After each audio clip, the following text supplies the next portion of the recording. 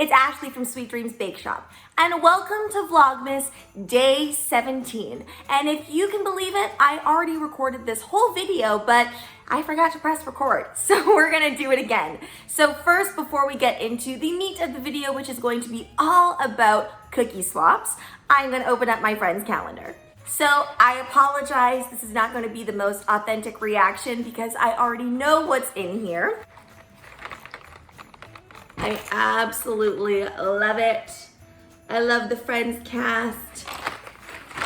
They're honestly my favorite cast, but that's no surprise to any of you, I'm sure. They give you so many of those kind of purse charms, but I don't actually put any charms on my purse because I'd be afraid of damaging it because I'm honestly so bad to my purses.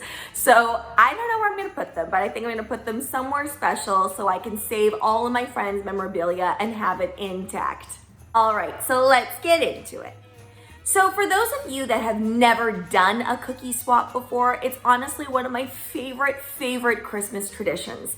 And usually you would do it more towards the end of November, early December, because the whole point of a cookie swap is so that you're swapping cookies, of course, and treats, but you're also swapping recipes. So it gives people time to figure out some really cool, fun new recipes that they would like to try and maybe gift to other people or just have on the holiday table that year. So normally what we do is we make about 3 to 4 dozen cookies, and I usually set up some sort of Facebook event or event on some sort of page, and on that page we all post what it is that we're going to be making so we don't end up with any doubles. Some people choose to make desserts that are very traditional to them and maybe like a family secret recipe, but sometimes then they don't want to share their recipe.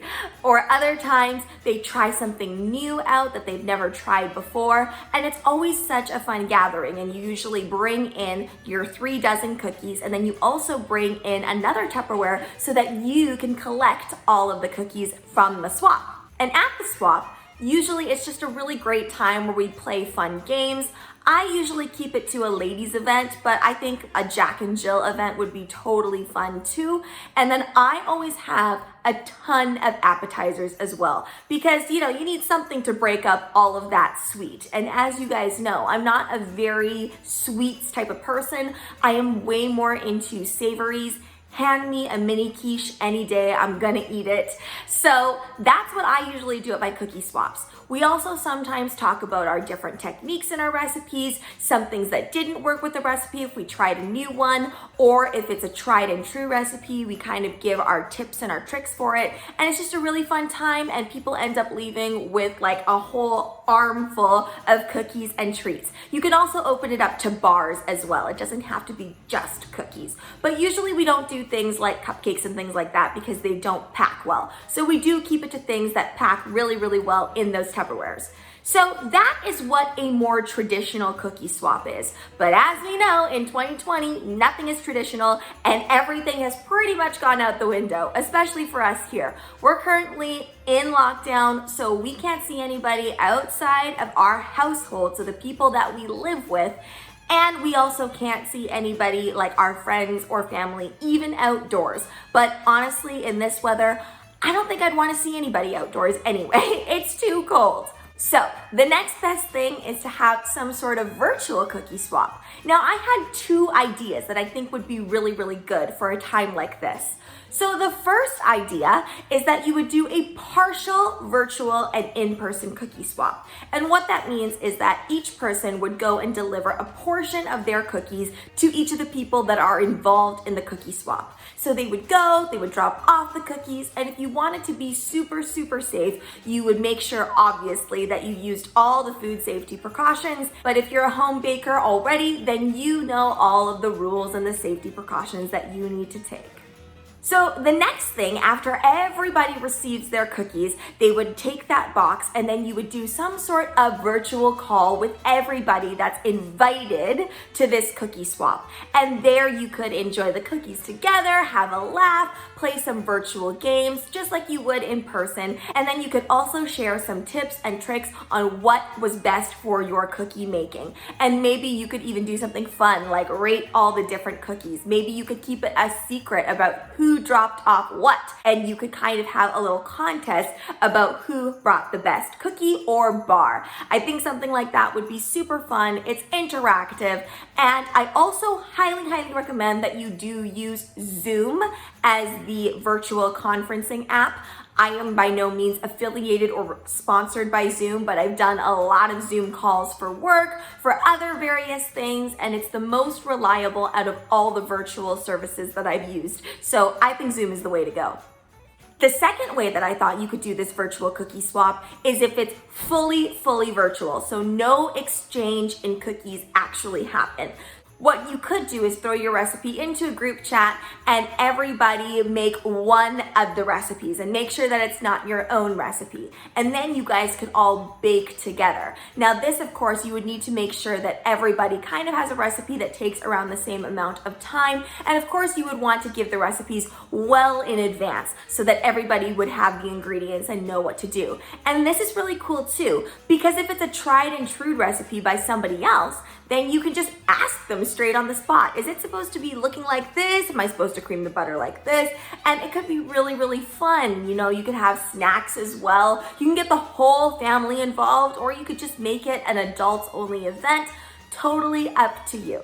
So those are my ideas for the cookie swap. Now here are some ideas for some of the cookies that you might want to have for your cookie swap. Now these are the cookies that I did make in my video last week where I showed you what I do in a day of baking, and I didn't really go in depth into talking about what each cookie was. So I'm going to show you now.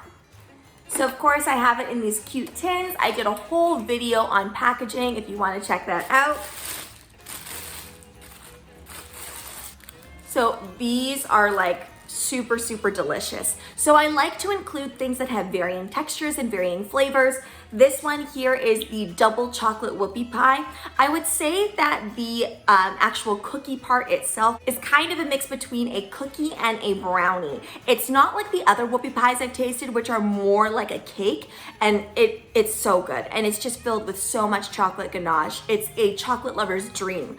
My husband loves chocolate, and so do I. Chocolate is one of my favorite flavors. Chocolate and coffee, I just love them. But oddly enough, I don't drink hot coffee. Anyway, and then the other thing is this snickerdoodle here. This was actually my husband's favorite out of the whole bunch. He's been sneaking them out of the freezer. I'm trying to save them for other people and other things, but I'm depleted down to like 6 snickerdoodles. So this was his favorite, and he just loves the spices from it. And all it is really just cinnamon, but it's a really nice texture. It's not quite as fudgy as this one, but it has more of a soft bite to it.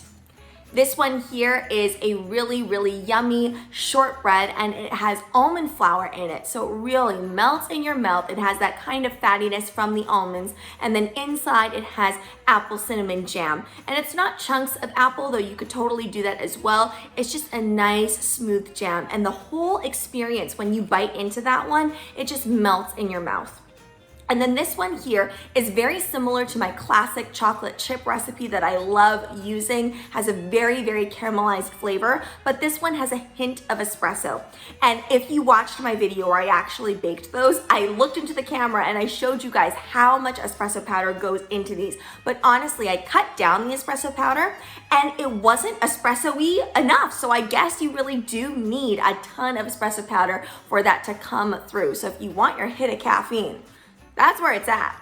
I also made some decorated gingerbread cookies that I'm going to be adding on to some of those tins, but if you're doing a swap, decorated gingerbread cookies are just delectable. You want to choose cookies, of course, that are very robust and can hold up to a lot of handling. And what I mean by that is not actually handling, but can sit on a porch and be unaffected. Now, most cookies and bars are pretty good with that, but you might get 1 or 2 recipes that are really delicate. Kind of something like a meringue cookie can sometimes be a little bit delicate or more susceptible to weather. So you want to make sure that you're choosing cookie recipes that are hearty. So I hope that gave you some ideas of how to keep the Christmas spirit alive this year. Thanks so much for watching, guys. Don't forget to like, share, and subscribe so you can be part of the Sweetie fam. Right now, I'm uploading daily, so make sure you hit that notification bell so you know when I upload. Also, be sure to comment, request, or ask a question. I love hearing from you guys.